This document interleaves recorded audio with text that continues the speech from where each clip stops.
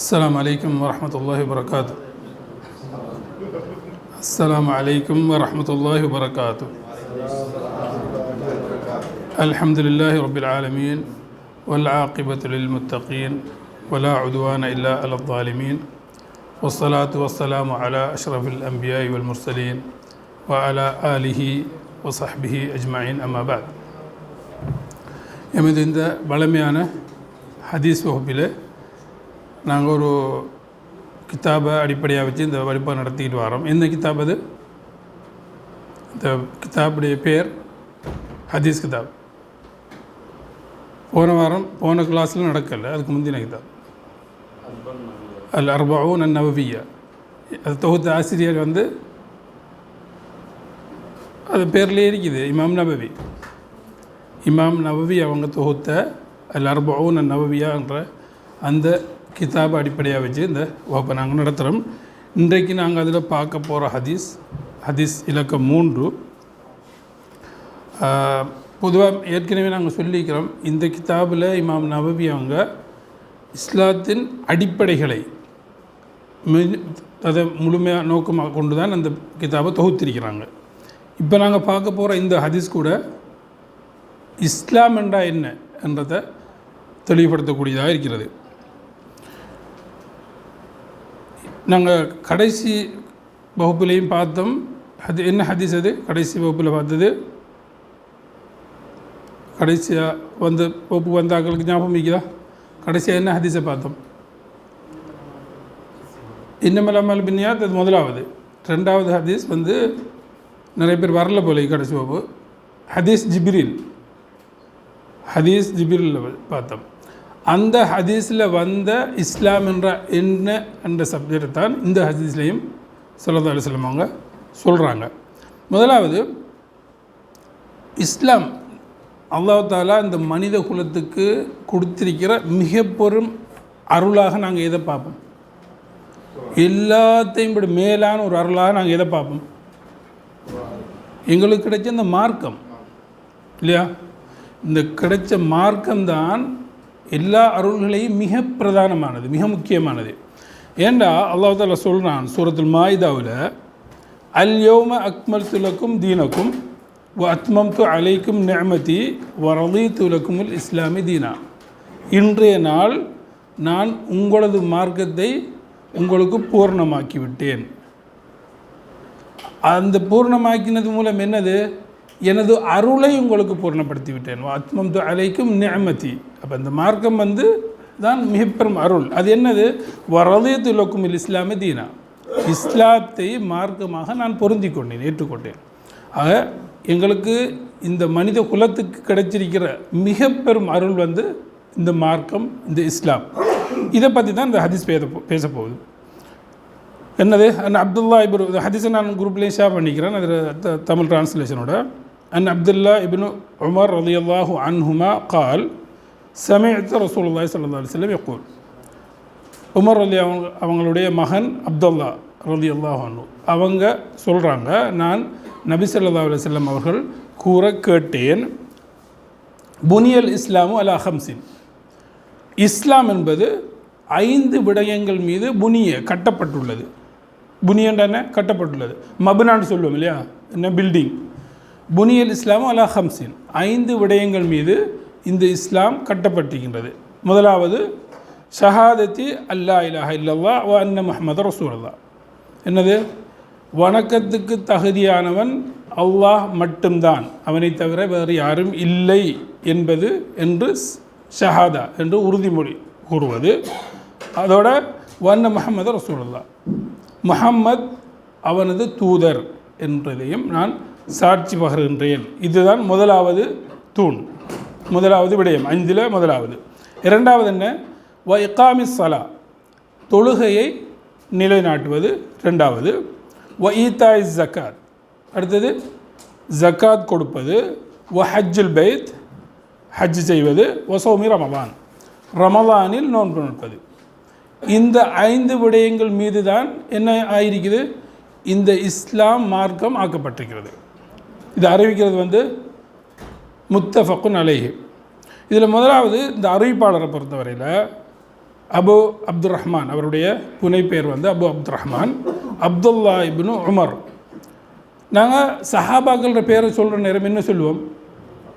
ரலியல்லாஹு அன்ஹு சொல்லுவோம் இல்லையா? சில ஹதீஸ்களில் ரலியல்லாஹு அன்ஹுமா என்று சொல்லுவோம். கேட்டீங்கன்னு ஏனது?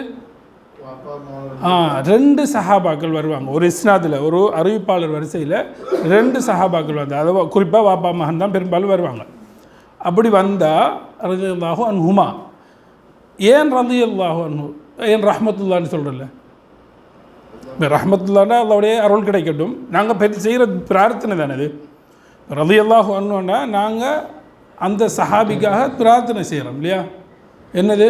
இறைவன் அவரை பொருந்தி கொள்வானாக ரலியல்லாஹு. ஏன்னா குர்ஆனில் பல இடங்களில் அல்லாஹ் சொல்லி காட்டுறான் என்ன, அந்த சஹாபாக்களை தான் பொருந்தி கொண்டதாகவும் அவர்கள் இறைவனை பொருந்தி கொண்டதாகவும் என்று குர்ஆனில் அல்லாஹ் சொல்கிறான். அதை அடிப்படையாக வச்சு சஹாபாக்கள்ன்ற பேரை சொல்கிற நேரம் என்ன சொல்ல வேண்டாம்? ரலியல்லாஹு அன்ஹு. அதே போல் ரெண்டு சஹாபாக்கள், இது வந்து அப்துல்லாங்கிறது ஒரு சஹாபி, அவங்களுடைய தஹப்பன் யார்? உமர் பின் கத்தாப் ரலியல்லாஹு அன்ஹு. அப்போ ரெண்டு சஹாபி வராங்க, அதில் ரலியல்லாஹு அன்ஹுமா. அடுத்தது இன்னொன்று ஹதீஸ் கலையில் அல் அபாதிலான்ற ஒரு விஷயம் சொல்லுவாங்க, கேள்விப்பட்டீங்களா? அபாதிலா என்னது? அப்துல்லாக்கள். மாஷா அல்லாஹ். எத்தனை பேர்? 4 பேர். அப்துல்லாக்கள் 4 பேர். பெரும்பாலும் இந்த 4 சஹாபாக்கள் குறிப்பாக ஒரே காலத்தில் வாழ்ந்த சஹாபிகள். இவங்க ஒன்று விஷயத்தில் ஒன்றுபட்டால் என்ன, இந்த ஹதீஸ் கலை அறிஞர் என்ன சொல்லுவாங்கன்னா வாஃபகுல் அபாதிலா, என்ன அந்த அப்துல்லாக்கள், அந்த அப்துல்லா 4 பேரும் அது இந்த கருத்தில் உடன்பட்டிருக்கிறாங்க, இந்த அறிவிப்பில் உடன்பட்டிருக்கிறாங்கன்னு சொல்லுவாங்க. அந்த 4 பேரும் யார் யார்? அப்துல்லா இப்னு உமர் இந்த ஹதீஸில் வர்றது, அப்துல்லா இப்னு அப்பாஸ், அப்துல்லா இப்னு ஜுபைர் பின் அல் அவாம், அடுத்தது 4வது அப்துல்லா இப்னு அம்ர் பின் ஆஸ். இந்த 4 சஹாபாக்கள், அப்துல்லா இப்னு உமர், அப்துல்லா இப்னு அப்பாஸ், அப்துல்லா இப்னு அம்ர் பின் ஆஸ், அப்துல்லா இப்னு ஜுபைர் பின் அல் அவாம். இந்த 4 பேரும் எல்லா பாதிலாக்கள். சரி, அடுத்தது இந்த ஹதீஸில் விளக்கத்துக்கு போவோம். இதில் நபி ஸல்லல்லாஹு அலைஹி வஸல்லம் அவர்கள் ஒரு உவமையை காட்டுறாங்க இல்லையா? என்ன சொல்கிறாங்க?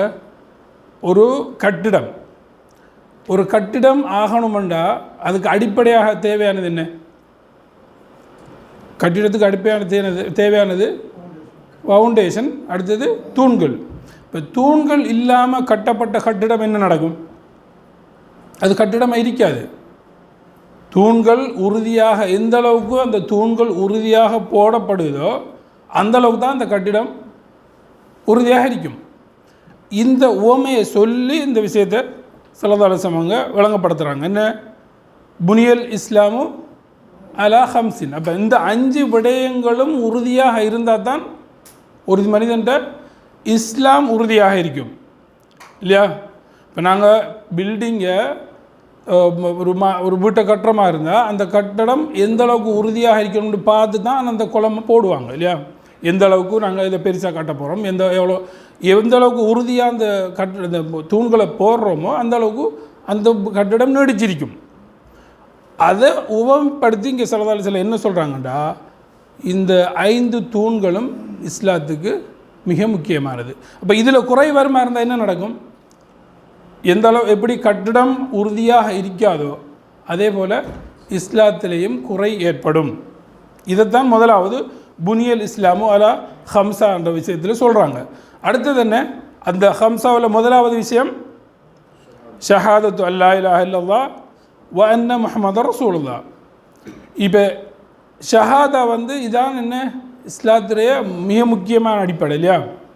இந்த அடிப்படை இல்லாமல் நாங்கள் எந்த அளவுக்கு இபாதத் செஞ்சாலும், எந்த இபாதத்தை செஞ்சாலும் என்ன நடக்கும்?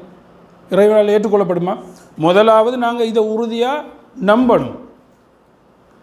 ரெண்டாவது இப்போ ஷஹாதத்து அல்லா இலாஹ இல்லல்லாஹ்னு சொல்கிற நேரம் வணக்கத்துக்குரிய இறைவன் அல்லாஹ்வை தவிர வேறு யாரும் இல்லை. என்னது? எந்த ஒரு வணக்கமாக இருந்தாலும் இறைவனுக்காக மட்டுமே நிறைவேற்றப்படணும். அதான விளக்கம். அதாவது எந்த ஒரு இபாதத்தை செஞ்சாலும் அது சிறியதோ பெரியதோ, இப்போ பிரார்த்திக்கிறோம், யார்கிட்ட பிரார்த்திக்கணும்? அல்லாஹ்கிட்ட. உதவி கேட்குறோம், நேர்ச்சி செய்கிறோம், என்னவாக இருந்தாலும் தவக்குள் வைக்கிறோம், எல்லாமே அல்லாஹ்விடத்தில் செய்யப்படணும். அடுத்தது அன்ன முஹம்மது ரசூலுல்லாஹ். ரெண்டாவது என்ன, முஹம்மது வந்து அந்த அல்லாஹ்வுடைய தூதர் இல்லையா? இப்போ இதில் என்னத்தை நாங்கள் வழங்குறோம்டா, முஹம்மது அல்லாஹ்வுடைய தூதர்ன்றா என்ன, எங்களுக்கு இந்த வணக்கத்துக்குரிய வழிகாட்டி யார்? ஸல்லல்லாஹு அலைஹி வஸல்லம். நாங்கள் ஒரு வணக்கத்தை செய்கிறதா இருந்தால் அது எங்கேருந்து வரணும்? ஒரு வணக்கம் எங்கேருந்து வரணும்? நாங்களாக கொண்டு உருவாக்கியலுமா? ஏலாது. என்ன செய்யணும்? அது ஸல்லல்லாஹு அலைஹி வஸல்லம் அவங்ககிட்ட வழிகாட்டப்பட்டதாக இருக்கணும். அப்போ இந்த ரெண்டு நிபந்தனையை தான் நாங்கள் லா இலாஹ இல்லல்லாஹ் முஹம்மது ரசூலுல்லாஹ் இதை வாயால் சொன்னால் மட்டும் போதுமா? இல்லை. என்ன, 3 விஷயங்கள் இதில் வரணும். என்னது? வாயால் சொல்லணும், அதே நேரம் உள்ளத்தால் நம்பணும், அடுத்தது செயலால் வெளிப்படணும். இந்த 3 நிபந்தனைகளும் இந்த ஷஹாதாவில் உள்ளடங்கும். இப்போ நபி ஸல்லல்லாஹு அலைஹி வஸல்லம் அவங்கள தூதராக ஏற்றுக்கொள்கிறமாக இருந்தால் அதில் உள்ளடங்க வேண்டிய விஷயங்கள் என்ன? முதல்ல அவங்க கொண்டு வந்த செய்தியை நாங்கள் நம்பணும், உண்மைப்படுத்தணும். அடுத்தது அவங்க ஏவின ஏவல்களை எடுத்து நடக்கணும். அடுத்தது அவங்க விலக்கினத்துகளை நாங்கள் தவிர்த்து கொள்ளணும். அடுத்ததாக மார்க்கமாக இபாதத்தாக நாங்கள் எதைச்செல்லாம் செய்கிறோமோ அதுக்கு அவங்ககிட்டருந்து ஒரு வழிகாட்டுதல் இருக்கணும். இப்போ ஷஹாதத் அன் லா இலாஹ இல்லல்லாஹ் வ அன்ன முஹம்மது ரசூலுல்லாஹ்னு சொல்கிற நேரம் இந்த அவ்வளவும் உள்ளடங்கிடணும். என்னது? அவங்க கொண்டு வந்ததை நாங்கள் உண்மைப்படுத்தணும். ரெண்டாவது அதை ஏவினத்தை அமுல்படுத்தணும். மூணாவது தடுத்ததை தவிர்த்து கொள்ளணும். அதே நேரம் எந்த ஒரு விடயத்தையும் இபாதத்தாக வணக்கமாக நாங்கள் செய்கிறோமோ அது எங்கேருந்து வரணும்? அவங்ககிட்ட இருந்து ஒரு வழிகாட்டல் இருக்கணும். இவ்வளவையும் நாங்கள் இந்த முதலாவது தூணில் விளங்கி கொள்ளணும். 5 விஷயங்களை சொன்னாங்க தானே ஸல்லல்லாஹு அலைஹி வஸல்லம். அதில் முதலாவது விஷயம் வந்து ஷஹாதத்தேன். அந்த ஷஹாதத்தில் இந்த இவ்வளவு அம்சங்களும் உள்ளடக்கப்பட வேண்டும். அடுத்தது என்ன? ரெண்டாவதாக என்ன சொல்கிறாங்க? இகாமத்து ஸலா. இப்போ சலாவிலையும் இதில் இகாமத்து ஸலான்னு சொல்கிறாங்க. என்னது? தொழுகையை நிறைவேற்றுதல் என்று சொல்லலை. இகாமண்டா நிலைநாட்டுதல், தொழுகையை நிலைநாட்டுதல். இப்போ தொழுகையை நிலைநாட்டுறங்கிற நேரம் இப்போ இன்னொரு செய்தியில் ஸல்லல்லாஹு அலைஹி வஸல்லம் என்ன சொல்கிறாங்கண்டா, ரஸுல் அம்ரி அல் இஸ்லாம், விடயங்களின் தலைமையானது அல் இஸ்லாம், வ அமூதுஹு அஸ்ஸலா, அதில் மிக முக்கியமான பிரதானமான தூண் எதுண்டா தொழுகை. இப்போ நாங்கள் முதலாவது ஷஹாதாவை சொல்லிட்டமாக இருந்தால் அடுத்தது எங்களுக்கு என்ன கடமை? தொழுகை. ஏன்? நாங்கள் மரணித்தா கூட முதலாவது எங்களோட இபாதத்தை பற்றி கேட்கப்படக்கூடிய விஷயம் என்னது? அவ்வல் மா யுஹாஸபு அலைஹில் அப்து யௌமல் கியாமா அஸ்ஸலா. மறுமையில் ஒரு மனிதன் இபாதத் பற்றி கேட்கப்படக்கூடிய முதலாவது விடயம் என்னென்றா தொழுகை. அந்த தொழுகையை நாங்கள் எப்படி ஆக்கிக்கொள்ளணும்? இகாமத்து ஸலா, தொழுகையை நிலைநாட்டுதல் என்றால் எதெல்லாம் அதில் உள்ளடக்கப்படணும்? தொழுகையை நாங்கள் உரிய நேரத்தில் பேணி தொழணும், அதற்குரிய சட்டத்திட்டங்களை பேணணும், அதோடைய ருக்குன்கள் வாஜிபுகள் அதுகளெல்லாம் பேணிக்கொள்ளணும். அடுத்தது அதில் உள்ளச்சம், உள்ளத்தோடு தொடர்புடணும் இல்லையா? தொழுகைங்கிறது சும்மா வெறுமனே நாங்கள் அந்த அந்த சாஸ்திராங்கமாக செஞ்சுட்டு போகிறது இல்லையே, அதில் உள்ளம் ஈடுபாட்டோடு செய்யணும். இப்போ இதெல்லாம் சேர்த்து தான் இகாமத்து ஸலா, தொழுகையை நிலைநாட்டுற நேரம் இப்போ இந்த விஷயங்கள் எல்லாம் அதில் உள்ளடக்கப்படணும். அடுத்தது தொழுகையை ஒரு மனிதன் பூரணமாக அந்த நிபந்தனைகளை பேணி உள்ளச்சத்தோடு நிறைவேற்ற நேரம் அவரில் ஏற்படக்கூடிய மாற்றங்கள் என்ன? அவரில் ஏற்படக்கூடிய மாற்றங்கள் அது குர்ஆன்லேயே அல்லாஹ் சொல்கிறான். என்ன? இன்ன ஸலாத்த தன்ஹா அனில் ஃபஹ்ஷாஇ வல் முன்கர். என்னதையும் மானக்கேடான காரியங்களை, அருவருக்கத்தக்க செயல்களை விட்டு இந்த தொழுகை தடுக்கும். அப்போ இந்த தொழுகையை நாங்கள் சரியான முறையில் நிலைநாட்டுற நேரம் இந்த மாற்றம் எங்களில் ஏற்படும். அதே நேரம் உள்ளத்தை பரிசுத்தப்படுத்தும். அடுத்தது அல்லாஹ்வுக்கு இடையில் உள்ள எங்களோட தொடர்பை உறுதிப்படுத்தும். இந்த தொழுகையை சரியான முறையில் நிலைநாட்டின அதே நேரம் உள்ளத்துக்கு ஒரு அமைதியும் ஏற்படும். இதை நாங்கள் சரியான முறையில் நிறைவேற்றணுமா இருந்தால் எங்களுக்கு அதை விளங்கி கொள்ள இயலும். அடுத்தது என்ன? இப்போ எனக்கு தரப்பட்ட நேரம் 20 நிமிஷம் தான், அதாவது குயிக்காக அதை சொல்லி முடிக்கிறேன். மூணாவது என்ன சொன்னாங்க? ஈதாய் ஜக்காத் இல்லையா, என்ன ஜக்காத்தை நிறைவேற்றுதல், ஜக்காத்தையும் கொடுக்கறது இல்லை, ஜக்காத்தையும் நிறைவேற்றுதல் என்னது, அதற்குரிய சட்டத்திட்டங்களை பேணி ஜக்காத்தை நிறைவேற்றுதல். குர்ஆனில் பல இடங்களில் தொழுகையை பற்றி அல்லாஹ் தாலா கூறின நேரம் அதோடு சேர்த்து ஜக்காத்தையும் சேர்த்தே சொல்கிறான். அந்த அளவுக்கு அது முக்கியமானது. வக்கீமு சலாத்தை வாத்து ஜக்காத், வக்கீமு சலாட் வார நேரத்திலாம் வாத்து ஜக்காத், ஜக்காத்தையும் சேர்த்தே அல்லாஹ் தாலா குறிப்பிடுகின்றான். ஜக்காத் மூலம் ஏற்படக்கூடிய பலன்கள் எங்களுக்கு தெரியும். என்னது, அது ஒரு பொருளாதார திட்டம். இஸ்லாம் அல்லாஹ் தாலா இந்த முஸ்லீம் சமுதாயத்துக்கு தந்திருக்கிற ஒரு பொருளாதார திட்டம். அதன் மூலம் வறுமையை ஒழிக்கிறது, கஷ்டப்படுறவர்களுக்கு உதவி செய்கிறது, இது எல்லாமே அதற்கு வரக்கூடிய பயன்களாக நாங்கள் பார்க்கலாம். அடுத்தது சௌம ரமதான். என்னது, ரமதானில் நோன்பு நோட்பது. இது இப்போ 3 தூண்கள். ஒன்று ஷஹாதத்தேன், அடுத்தது சலா, அடுத்தது ஜக்கா, 4வது என்ன, நோன்பு. சௌமு ரமதான். நோன்பை பற்றி அல்லாஹ் தாலா குர்ஆனில் சொல்லக்கூடிய பிரபல்யமான வசனம் எல்லாருக்கும் பாடமானது. என்ன வசனம்? யா அய்யுஹல்லதீன ஆமனு குத்திப அலைக்குமுஸ் ஸியாமு கமா குத்திப அலல்லதீன மின் கப்லிக்கும் லஅல்லக்கும் தத்தகூன். என்னது, விசுவாசிகளே உங்களுக்கு இந்த நோன்பு கடமையாக்கப்பட்டிருக்குது. எது மாதிரி? இதுக்கு முன்னுள்ள சமுதாயத்தினருக்கு கடமையாற்று போட்டதை போன்று. என்ன நோக்கம்? லஅல்லக்கும் தத்தகூன், நீங்கள் தக்வா உடையவர்களாக ஆக வேண்டும்ங்கிறதுக்காக. அப்போ நோன்புடைய முழுக்க நோக்கம் என்னென்னா, எங்களோட தக்வாவை அதிகப்படுத்தி கொள்வது, தக்வாவை சரிப்படுத்தி கொள்வது. ஏன் நாங்கள் வளமையாக செய்யக்கூடிய ஹலாலான விஷயங்களை எல்லாம் நோன்பு இருக்கிற நேரம் என்ன செய்கிறோம்? அல்லாஹ் பார்த்துருக்கிறான், இதை அல்லாஹ் எங்களுக்கு கடமையாக்கியிருக்கிறான் என்றதை விளங்கி நாங்கள் தவிர்த்து கொள்கிறோம் இல்லையா? அங்கே என்ன வெளிப்படுது? எங்களோட உள்ளத்தில் தக்குவா தான் வெளிப்படுது இல்லையா? அல்லாஹ்வுக்காக நாங்கள் ஹலாலான விஷயங்களை கூட தடுத்து கொள்கிறோம். அதில் நம்ம எங்களுக்கு உள்ளத்தை பண்படுத்துறது, பொறுமையை மேற்கொள்வது, இஹ்லாஸ், அல்லாஹ்வுடைய கண்காணிப்பு, இப்படியான விஷயங்களை எல்லாம் நாங்கள் இந்த நோன்பு மூலம் கற்றுக்கொள்கிறோம். அடுத்ததாக 5வது கடமை என்ன? ஹஜ்ஜை நிறைவேற்றுதல். இது ஒரு முஸ்லீமுக்கு வாழ்க்கையில் ஒரு தடவையாவது செய்வது கடமை. அவங்களுக்கு அதுக்குரிய வசதி வாய்ப்பு இருக்கிற நேரம். அல்லாஹ் தாலா இதை பற்றி என்ன சொல்கிறான்டா, வலில்லாஹி அலன்னாசி ஹஜ்ஜுல் பைத்தி மனிஸ்ததா இலைஹி சபீலா. என்னது, அல்லாஹ் தாலா அவனுடைய வீட்டை ஹஜ் செய்வதை மனிதர்களுக்கு கடமையாக்கி இருக்கின்றான். யாருக்கு?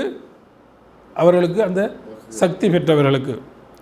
அப்போ ஹஜ் மூலம் நாங்கள் பெறக்கூடிய நிறைய படிப்பினைகள் இருக்குது. என்னது, அல்லாஹ்வை ஓர்மைப்படுத்துதல், முஸ்லீம்களுக்கு மத்தியில் ஒரு ஒற்றுமை. என்ன, பணக்காரன் வசதி இல்லாதவன் எல்லாரும், ஒரு ஆட்சியாளன் என்ன,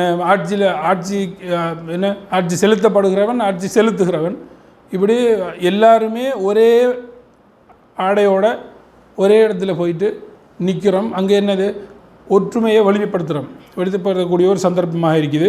அதே நேரம் அல்லாஹ்வுடைய ஷாயிர், அதாவது கண்ணியப்படுத்துகிறோம். அல்லாஹ்வுடைய அடையாளங்களை அங்கே இப்ராஹிம் அலைஹிஸ்ஸலாம் அவர்களுடைய ஞாபகார்த்தமாக அடையாளங்களை கண்ணியப்படுத்துகிறோம். இப்படியான பயன்களை இந்த ஹஜ் மூலம் நாங்கள் பெற்றுக்கொள்கிறோம். நேரம் முடிகிறதால நான் இதை சுருக்கிக் கொள்கிறேன். இந்த ஹதீஸ் மூலம் நாங்கள் பெறக்கூடிய 5 விஷயங்கள், இதை ஞாபகம் வச்சுக்கொள்ளுங்கள். என்னது, இஸ்லாத்தை பற்றி நபி ஸல்லல்லாஹு அலைஹி வஸல்லம் அவர்கள் தெளிவுபடுத்தின 5 தூண்கள். முதலாவது ஷஹாதத்தேன், 2வது தொழுகையின் இகாமத்து ஸலா, தொழுகை நிலைநாட்டுதல், 3வது ஈத்தா ஜக்காத், ஜக்காத் கொடுத்தல், 4வது சௌம் ரமதான் ஹஜ்ஜுல் பைத். நாம் முதல்ல ஃபஸ்ட்டுக்கு இந்த 40 நபியை பற்றி அறிமுகப்படுத்துகிற நேரம் ஒரு விஷயத்தை ஞாபகம் இருக்க தெரியும் உங்களுக்கு. என்னென்னா, இப்படியான தொகுப்பு, இப்படி சின்ன ஹதீஸ் தொகுப்பு வந்ததுக்கான முக்கிய காரணம் இலகுவாக மனநம்றதுக்காக. அந்த நேரத்தில் லட்சக்கணக்கான ஹதீஸ்களை மனநமிட்ட இமாம்கள்லாம் இருந்தாங்க. அப்போ அவங்களுக்கு அதில் இலகுவாக மனநம்றதுக்காக இப்படி சின்ன தொகுப்புகளை கொண்டு வந்தாங்க. இப்படியான ஹதீஸ்களை எங்களுக்கு லேசானது தான், மனநமிட்டு கொள்வது எங்களுக்கும் பயனளிக்கும், இன்னொரு ஆளுக்கு நாங்கள் அதை கற்றுக் கொடுக்கறதுக்கும் பயன் அளிக்கக்கூடியதாக இருக்கும். ஆகவே நாங்கள் இதை மனநமிட்டு ஏழுமாக இருந்தால் அதை செஞ்சு கொள்வோம். இதோட நான் இந்த சின்ன விளக்கத்தை முடித்துக்கொள்கிறேன். வாஹிரு தஅவானா அல்ஹம்துலில்லாஹி ரப்பில் ஆலமீன். அஸ்ஸலாமு அலைக்கும் வரஹ்மத்துல்லாஹி வபரகாத்துஹு.